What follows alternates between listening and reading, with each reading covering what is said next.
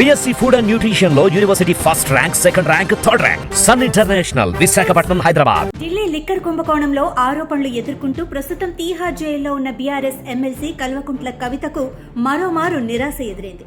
గత 4 నెలల నుంచి ఆమె తీహార్ జైల్లోనే ఉండిపోయింది. ఈడీ అధికారులు కవితను హైదరాబాద్ లోని స్వగృహంలో అరెస్టు చేశారు. ఇది పొలిటికల్ అరెస్ట్ అని కవితతో పాటు బీఆర్ఎస్ నేతలు ఆరోపిస్తూ వస్తున్నారు. కవితకు బెయిల్ లభించకపోవడంతో కేటీఆర్, హరీష్ రావులు ఢిల్లీలోని బీజేపీ పెద్దలను కలిశారు. ప్రధాని అయితే వారికి కనీసం అపాయింట్మెంట్ కూడా ఇవ్వలేదు. బీజేపీతో కలిసి పనిచేస్తామని బీఆర్ఎస్ నేతలు ఢిల్లీ పెద్దలకు చెప్పారు.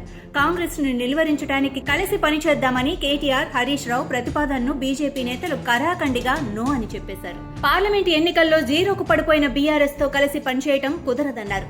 బీఆర్ఎస్ ను బీజేపీలో విలీనం చేయాలని షరతు విధించడంతో కేసీఆర్ ఆలోచనలో పడ్డారు. బీఆర్ఎస్ పూర్తిగా తుడిచిపెట్టుకుపోవడం ఇష్టం లేక కేసీఆర్ ఈ షరతుకు అంగీకరించలేదని తెలుస్తోంది. ఆమె జ్యుడిషియల్ రిమాండ్ను ఢిల్లీలోని రౌస్ ఎవెన్యూ కోర్టు మరోమారు పొడిగించింది. ఈ కుంభకోణంలో ఆరోపణలు ఎదుర్కొంటున్న కవిత మార్చి 16న అరెస్ట్ అయ్యారు. అప్పటి నుంచి ఆమె తీహార్ జైల్లోనే ఉంటున్నారు. పలుమార్లు ఆమె పెట్టుకున్న బెయిల్ దరఖాస్తులను కోర్టు తిరస్కరించింది.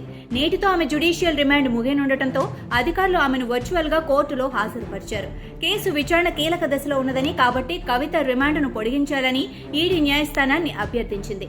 ఈడీ వాదనలతో ఏకీభవించిన న్యాయస్థానం కవిత జ్యుడిషియల్ రిమాండ్ను ఆగస్టు 13 వరకు పొడిగిస్తూ ఉత్తర్వులు జారీ చేసింది.